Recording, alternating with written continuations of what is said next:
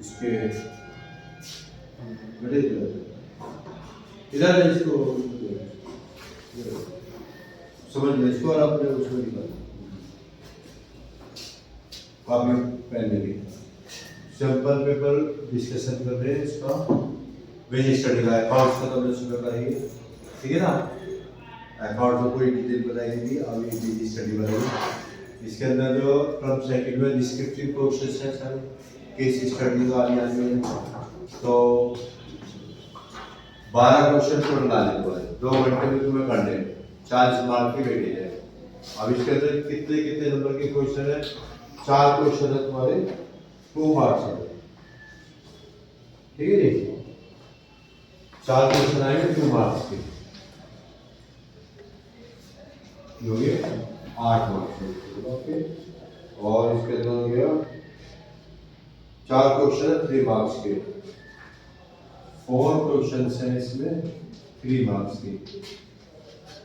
पहले 2 मार्क्स का कभी कुछ नहीं आता था लेकिन अब आने लगा 12 मार्क्स हो गए और 4 क्वेश्चन है 5 मार्क्स के।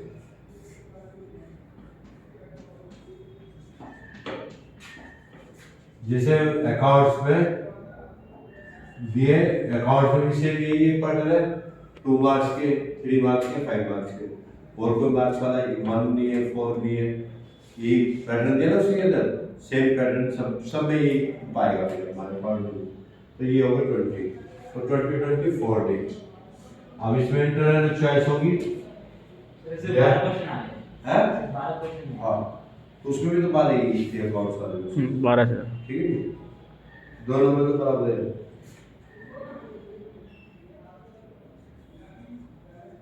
वो तो ये बताई रखा 2 नंबर वाले क्वेश्चन में 50 वर्ड्स तक लिखने तुम्हारे को 30 से 50 यानी 2 वर्ड लिख दिए काम चल गया तुम्हारा 30 वर्ड से 50 वर्ड्स एक लाइन में आप 8 से 10 वर्ड लिखते हो पर 3 लाइन से लेके 5 लाइन तक 2 मार्क्स वाले में 2 मार्क्स आएगा और 3 मार्क्स वाले में देना है 50 से 80 मतलब 5 लाइन से 10 लाइन तक और 5 मार्क्स वाले में देना है 80 से 120 मतलब 8 लाइन से लेके और 12 से 15 लाइन ठीक है जी। एवरेज 7-8 वर्ड एक लाइन में आते हैं हमारे जब उसमें क्वेश्चन करते हैं ठीक है। क्या इसमें जो है क्वेश्चन नंबर इसमें दे रखे केस और सोर्स बेस्ड क्वेश्चन हो गए मतलब केस स्टडीज के अंदर ज़्यादा क्वेश्चन हो गए मतलब सिंपल और डायरेक्ट क्वेश्चन नहीं है इसके अंदर सारे केस बेसिस केस स्टडी है और सोर्स है। अब तुम्हारे को जो जितनी प्रैक्टिस करनी है वो केस स्टडी की करनी है। फिर डायरेक्ट क्वेश्चन एक आता है इसमें दे रखा है जैसे ये दे रखा है enumerate any 5 rights of consumer protection है राइट्स आगे राइट का रिस्पांसिबिलिटी में दोनों में चॉइस दे दी कंज्यूमर्स वाले में क्या कर दिया कंज्यूमर प्रोटेक्शन एक्ट वाला जो 12 चैप्टर है कंज्यूमर प्रोटेक्शन एक्ट का चैप्टर 12 में इसके अंदर तुम्हारे पास चॉइस कर दी राइट्स में और रिस्पांसिबिलिटी में ये वाली हो गई ठीक है नी जो डायरेक्ट क्वेश्चन है जो 5 मार्क्स है तो सीधा 5 मार्क्स का क्वेश्चन निकाल मतलब 12 चैप्टर है तुम्हारा सबसे आसान कंज्यूमर प्रोटेक्शन एक्ट वाला 5 मार्क की वैल्यू डायरेक्ट वाले इसमें आ गई ठीक है ना। जो सबसे पहले तुम देखते हो एक डायरेक्ट वाला क्वेश्चन है regulatory functions of stock exchange SEBI security exchange board of India ठीक है ना।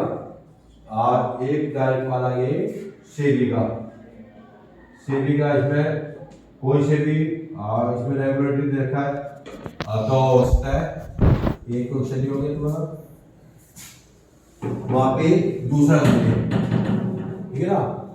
सेबी के बारे में इसके जो फंक्शन 4 तरह के फंक्शंस होते हैं रेगुलेटरी और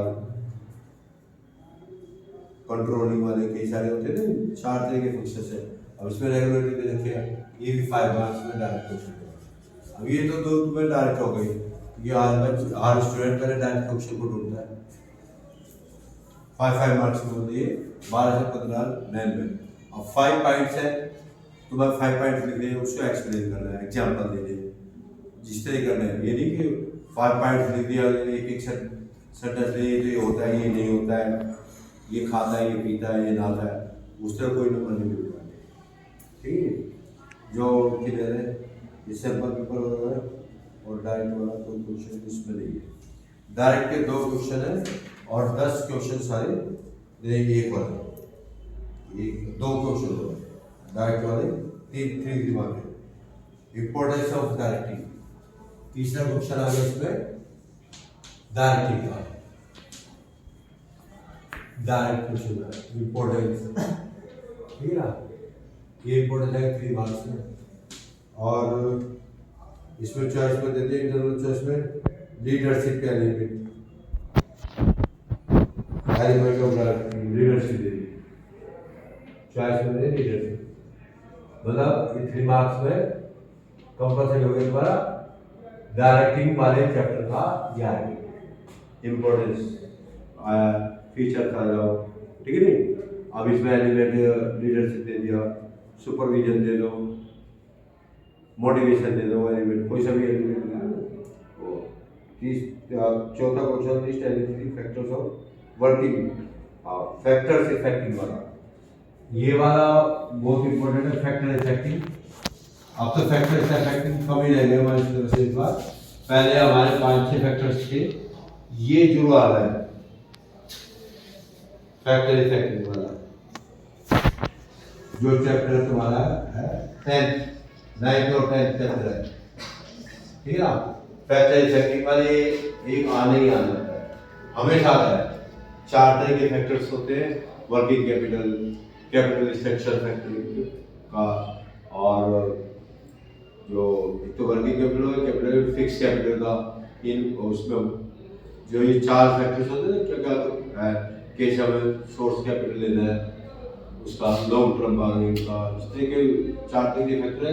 एक फैक्टर ये आ गया इसके अंदर, फैक्टर इफेक्टिव वर्किंग कैपिटल का, ये 4 एक और है, explain the concept and parts exercise in the reveal weather company is interested in ये डायरेक्ट, ठीक है।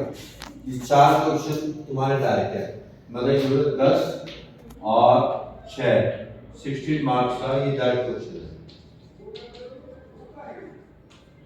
जो सीधे सीधे 16 मार्क्स में, और 24 मार्क्स के केस स्टडी, जो हमारे कमजोर वाला सोचते ना डायरेक्ट क्वेश्चन कर ले। अब डायरेक्ट क्वेश्चन में भी क्या होता है, 16 मार्क्स का करेंगे और उनके यहाँ पे भी कुल 7 नंबर आ पाते हैं, 7 मार्क्स। और जो अच्छे बच्चे होते हैं 16 मार्क्स में 60 नहीं आते, क्योंकि इसके अंदर क्या है, डायरेक्ट क्वेश्चन में मैं पहले तो टॉपिक के पॉइंट्स लीजिए, ठीक है, अंडरलाइन कर दिया, इसको डिफाइन कर दिया, फिर इसको एग्जाम्पल दिया। ये 3 चीज जब तुम लिख देते हो तो तीनों चीज में, और ये अंडरलाइन कर देते हैं बच्चे जो ना पेंसिल से या ब्लैक पेन से अंडरलाइन कर देते हैं, तो ये तीनों चीज लिखने के बाद हमारे 5 में से 5 मार्क्स आ जाते हैं। वो बहुत ज़्यादा फिर देखता भी नहीं है, वो मैंने चीज तुमने हाईलाइट कर दी, एग्जाम्पल हाईलाइट कर दिया, तो वो उसको देख के 5 में से 5 मार्क्स के बाद तुम्हारे वहाँ पे दे देता है। तो ये जितने डायरेक्ट क्वेश्चन है, डायरेक्ट क्वेश्चन में सबसे अच्छा फंडामेंटल है नंबर लाने के लिए कि बिजनेस स्टडी के अंदर तुम्हें एग्जाम्पल जरूर देना है। पॉइंट में तुम लिखोगे भाई, राइट रिस्पॉन्सिबिलिटी तो तुमने लिख दी, मतलब कंज्यूमर प्रोटेक्शन एक्ट की, उसको डिफाइन भी करोगे, और डिफाइन करने के बाद उसको थोड़ा सा अपनी तरफ से एग्जाम्पल बनाना। तो ये फैक्टर इफेक्टिंग का है, फैक्टर इफेक्टिंग की टाइप है, 4 फैक्टर है, 4 याद करने वो एक 100% आएगा। ये समझो जो क्वेश्चन इस तरह में है कंज्यूमर प्रोटेक्शन एक्ट का, इसके ये आएगी। अब सेबी का क्वेश्चन आएगा, हमेशा आता है, हर साल आता है, ठीक है ना। सेबी का कोई से भी फंक्शन पूछ लेगा, 3-4 फंक्शनों में से एक पूछेगा, ठीक है।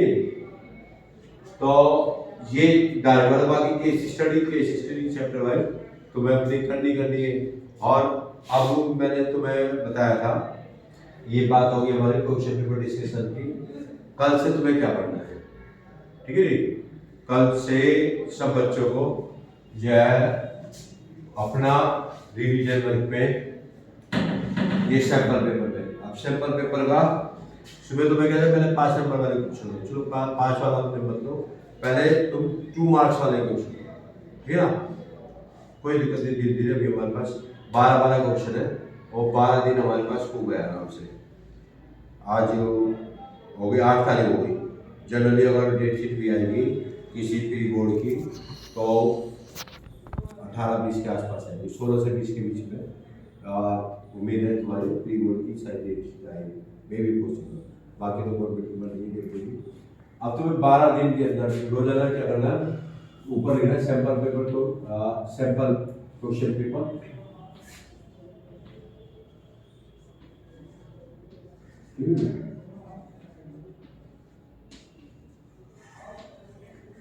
क्वेश्चन नंबर फर्स्ट, ठीक है ना, 2 मार्क्स।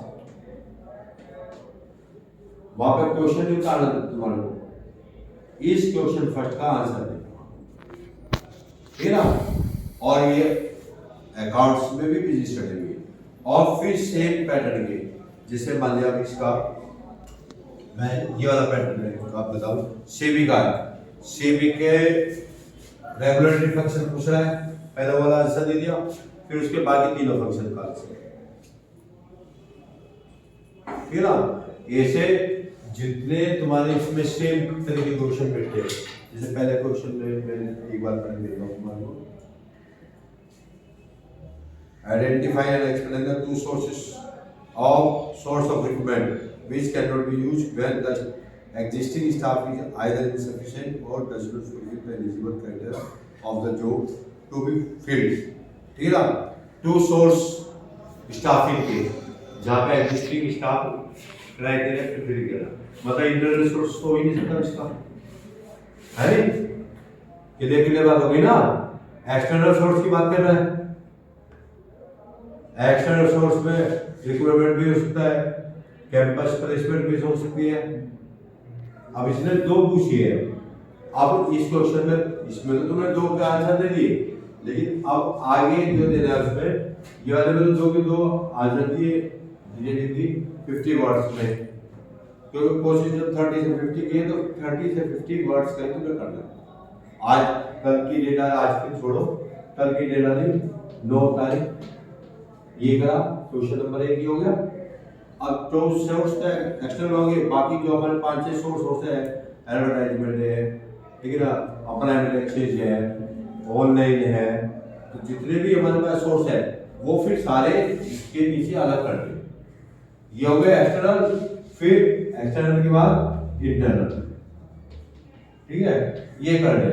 तो इस तरह डेली एक क्वेश्चन का तुम्हारे को केवल मतलब गाइडेड चल रहा है, इधर उधर की बजाय, मतलब 12 क्वेश्चन है तो 12 का मान लिया, ये सोच के चलो 12 दिन तुम्हारे इसलिए है कि हम इस 12 क्वेश्चन के अंदर, और 6 क्वेश्चन तुम्हारे पास आ जाते हैं, मैं एक मानी एवरेज 50% सैंपल पेपर, ठीक है ना।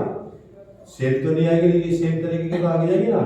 6 क्वेश्चन तुम्हारे आ जाते हैं, 20 मार्क्स तुम्हारे पक्के हो जाएंगे। अब ये 82 मार्क्स तुम्हारे पक्के हो गए। उसके बाद हम जो तुम्हारे पास पिछले 6 सालों के 5 सालों के वो कराए, प्री बोर्ड के बाद पेपर देंगे तुम्हारे, जब रोल कर देंगे 5-6 जो टेस्ट लेंगे फुल फ्लैश वाले, ठीक है ना। तो उसके अंदर अभी 7 तो ड्रम आई है, इसलिए वो पिछले फर्स्ट टर्म हटा के खाली सेकंड टर्म वाले, तो वहां से 20 मार्क्स का तुम्हारे यहाँ जाएगा, 20 मार्क्स का वहां होगा। अगर तुम प्रैक्टिस करोगे तो जो बच्चों कहते हैं 99 मार्क्स आते हमारी क्लास में, वो आराम से आ जाते हैं, तो 1 नंबर काट लेते हैं, जैसे 99, 96, 98 आराम से आ जाते हैं। तो ये तुम्हें कल से कॉपी पे डेली करना है, और जिसमें प्रॉब्लम है वो मेरे से यहाँ पूछो। अब तुम्हें खाली नहीं बैठा, मैंने कहा खाली बैठ के बाहर घूमना नहीं है, ठीक है नहीं। ये क्वेश्चन पेपर का समझ में आ गया तुम्हें? जो मतलब वकास है, वकास सोचता है कि मेरे पास नहीं हुआ वही काम, लेकिन अब गाइडेड चीज दे दी मैम ने, ये तुम करोगे ना सैंपल पेपर के हिसाब से वही किताब है एनसीईआरटी पकड़ो और कुछ नहीं करना, घर पे बैठ के आराम से काम करो, घर पे नहीं तो स्कूल में करो, या खाली नहीं बैठना बाहर नहीं निकलना।